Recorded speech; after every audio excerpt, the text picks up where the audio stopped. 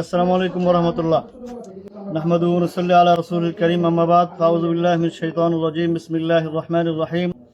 ওয়া মা উবাররিউ নাফসি ইন্নান নাফসা লাআম্মারাতুম বিসসু ইল্লা মা রাহিমা রাব্বি ইন্না রাব্বি লাগাফুরুর রহিম। সাদাকাল্লাহুল আযীম। সম্মানিত দেশবাসী, বাংলাদেশ কওমি মাদ্রাসা শিক্ষা বোর্ড বেফাকের সম্মানিত মহাসচিব আল্লামা মাহফুজুল হক সাহেবের পরামর্শে এবং নেত্রকোনা জেলা বেফাকের সকলের সিদ্ধান্ত অনুযায়ী আমরা আজকে নেত্রকোনা জেলার মদন উপজেলার একটি মাদ্রাসার বিচ্ছিন্ন একটি ঘটনাকে কেন্দ্র করে ইতিমধ্যেই আপনারা বিভিন্ন সামাজিক মাধ্যমে প্রচারিত হয়েছে, দেখেছেন একটি মাদ্রাসার ঘটনা। সেই ঘটনাকে বাস্তবে দেখে তদন্ত করবার জন্যে আমাদের নেত্রকোনা জেলা কমিটি এবং বেফাকের মহাসচিবের পক্ষ থেকে দায়িত্বপ্রাপ্ত হয়ে আমরা এখানে উপস্থিত আছি।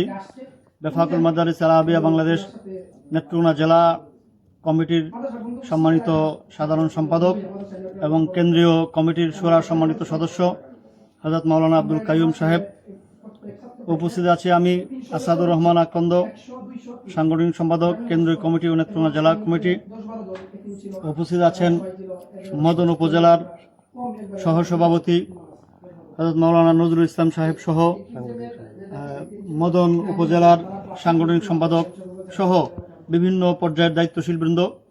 আমরা এখানে উপস্থিত হয়েছি, মাদ্রাসার পার্শ্ববর্তী এলাকাবাসীর সঙ্গে কথা বলেছি, ভিকটিম ওই মেয়ের মা সহ তার পরিবারের সদস্যদের সঙ্গে কথা বলেছি। এছাড়াও মাদ্রাসার মুহতামিম যার বিরুদ্ধে অভিযোগ তার পরিবারের সঙ্গে তার আত্মীয় স্বজনের সঙ্গে কথা বলেছি, শিক্ষকদের সঙ্গে কথা বলেছি এবং ইতিমধ্যে আমাদের সঙ্গে সাংবাদিক বন্ধুরাও ছিলেন। আমরা মোটামুটি তদন্ত করে উভয় পক্ষের সঙ্গে কথা বলে এসেছি। এখন আপনাদের সামনে আমাদের আজকের এই তদন্তের সংক্ষিপ্ত বিষয়গুলো উপস্থাপন করবেন আমাদের নেত্রকোনা জেলার সম্মানিত সাধারণ সম্পাদক হযরত মাওলানা আব্দুল কাইয়ুম সাহেব দামাত বারাকাতুহু। আসসালামু আলাইকুম ওয়া রাহমাতুল্লাহি ওয়া বারাকাতুহু। প্রিয় দেশবাসী, কয়েকদিন যাবৎ সোশ্যাল মিডিয়া এবং জাতীয় মিডিয়া সমূহে এবং পত্রপত্রিকায় মদন থানার কাইটাল ইউনিয়নের পাঁচহার গ্রামের একটি মাদ্রাসা আগার মুহতামিম সাহেবকে কেন্দ্র করে নারী গঠিত বিষয় নিয়ে সারা বাংলাদেশ তোলপাড়।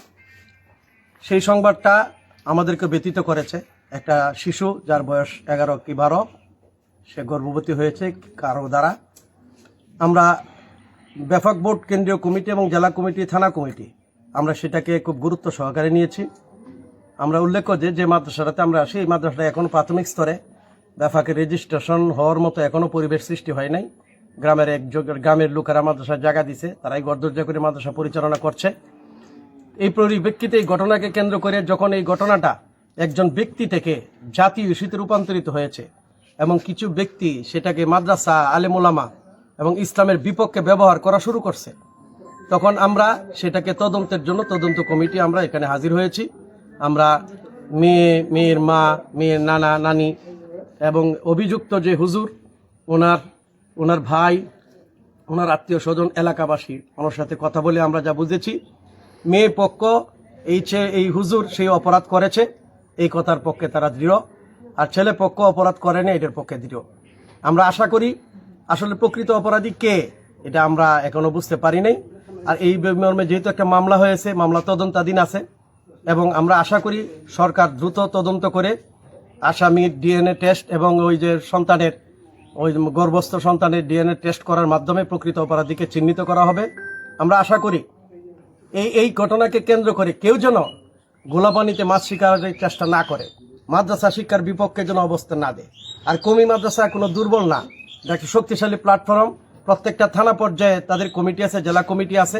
এই কমিটি সব মাদ্রাসাগুলোকে পর্যবেক্ষণ করে, দেখাশোনা করে। কেউ যদি মনে করে যে অভিভাবকহীন এই মাদ্রাসাগুলো, এটা ভুল হবে। আমরা নিজেরা পর্যবেক্ষণ করি। একটা মাদ্রাসাকে রেজিস্ট্রেশন দিতে গিয়ে আমরা বহু চিন্তা করি, অনেক কাগজপত্র ফিল করতে হয়। সুতরাং অপরাধী যদি সেই হুজুর যদি অপরাধী হয়ে থাকে, আমরা দৃষ্টান্তমূলক শাস্তি চাই।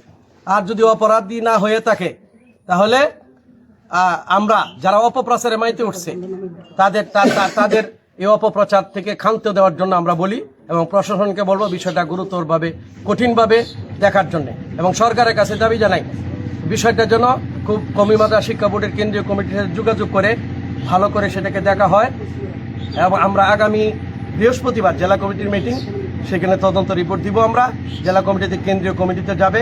আর যেহেতু মাদ্রাসা আমরা তাদের বিরুদ্ধে ব্যবস্থা নেওয়ার মতো কিছু নাই, অভিযুক্ত ব্যক্তি অপরাধ যেহেতু প্রমাণিত না, আমরা কমি মাদ্রাসা কোনো এমন অধিকারী না যে আমরা তার বিচার করতে পারবো, আইনের আওতায় আনতে হবে। আমরা আশা করি ধর্ষণ বা এই জাতীয় অপরাধের জন্য সর্বোচ্চ শাস্তি সরকার যে কেউ করুক, সরকার যেন সেটার ব্যবস্থা করে। আর আমরা চাই যে এই বিষয়ে যেন কেউ আর গোলাপানিতে মাছ শিকার চেষ্টা না করে। অবশ্যই আমরা তীব্র নিন্দা জানাই যারা মাদ্রাসা, আলেম ওলামা এবং ধর্মীয় শিক্ষার বিপক্ষে এই ঘটনাকে ব্যবহার করে তার বিপক্ষে অবস্থান নিচ্ছে।